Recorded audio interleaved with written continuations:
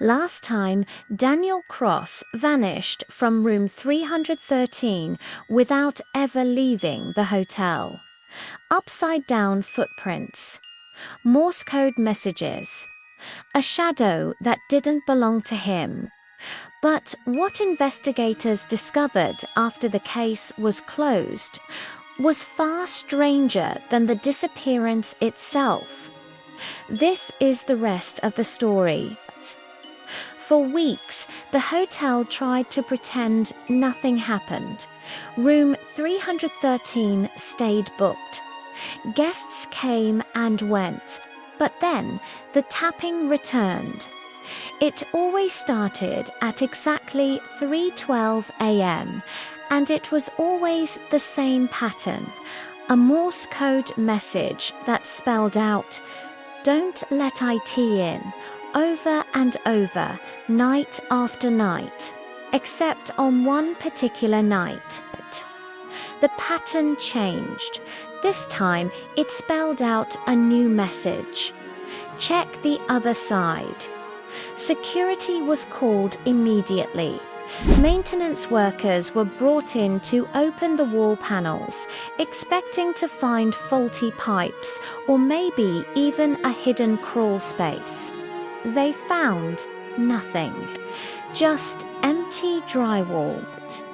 But as the workers stood there inches away from the wall, the tapping continued, loud and frantic, coming from the empty space right in front of them. The workers packed up their tools and left, refusing to go near the room again. A frustrated hotel manager, desperate for answers, decided to pull the hotel's original blueprints from the archives dating all the way back to the 1960s, and that's when they saw it. Room 313 wasn't supposed to exist. The blueprints showed rooms 311 and 312, then a service closet, and then room 314. There was number 313. No space allocated for where the room currently stood. It was as if the room had just appeared. How could the hotel build a room that wasn't even in the plans? Digging through the old construction documents, the manager found one clue: a small handwritten note in the margin of the blueprints. It read, "Wall removed, 1971. Do not reopen." The initials next to it were smudged and unreadable. The note raised more questions than it answered. What wall was removed? And why was it so important that it was never reopened? This note was the first thread that would unravel a much older, darker secret. Driven by this new lead, the manager started digging deeper into the hotel's history, looking for any incident reports from 1971. What he found sent a chill down his spine. It was a missing persons report dated the same year. A man named Arthur Hayes had vanished inside the hotel. His last known location, room 313. It was all there in faded ink. The same room number, the same eerie disappearance. The hotel back then had tried to bury the story, faking maintenance logs and altering room numbers to avoid a scandal. But Arthur's daughter, now a woman in her 60s, had been searching for her father all this time. When she heard about Daniel Cross's disappearance on the news, the details felt horrifyingly familiar. She came to the hotel hoping to find some connection, some closure after decades of silence.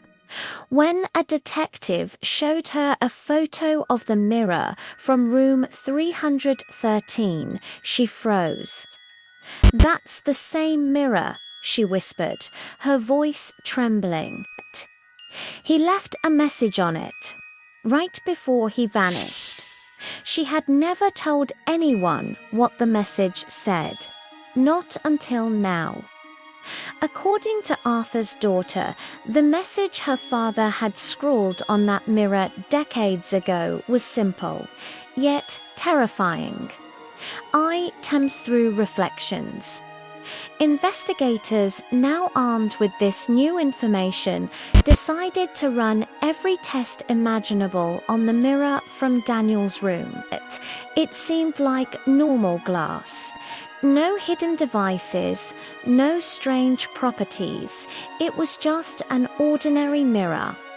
But as they were about to pack it away, a detective noticed something odd. When they removed the mirror from its frame, the back of it was cold. Freezing cold, like it had just been brought in from a winter storm, even though the room was warm and heated. And as the warm air hit the cold surface, condensation began to form. The moisture beaded up, and then, impossibly, it formed a word, a new message, written from the other side.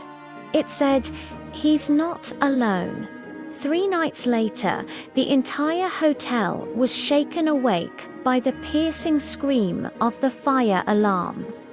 When security guards raced to the 3rd floor, they found a bizarre scene.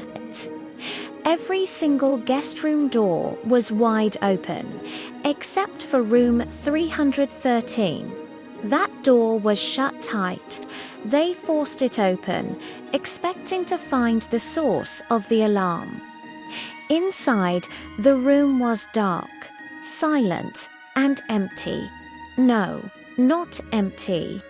One of the guards shone his flashlight toward the ceiling. There were 2 sets of footprints on the ceiling now. One small, like Daniel Cross's, and one larger. Both sets of prints led from the center of the room toward the corner, and then just stopped at a perfectly smooth, unmarked patch of wall. They brought in thermal cameras, hoping to see what was behind the drywall. What the camera showed was horrifying. A faint handprint appeared on the screen, glowing with residual heat, but it was coming from the inside of the wall. Then another appeared, and another, as if someone, or multiple someones, were pressing against the other side, desperately trying to get out. The wall began tapping again that night, but the sound wasn't Morse code anymore. It was a whisper, a faint, raspy sound that seemed to leak through the plaster. Staff who were there swear it said, 313 was never a room. The voice paused, and then added, it was a door.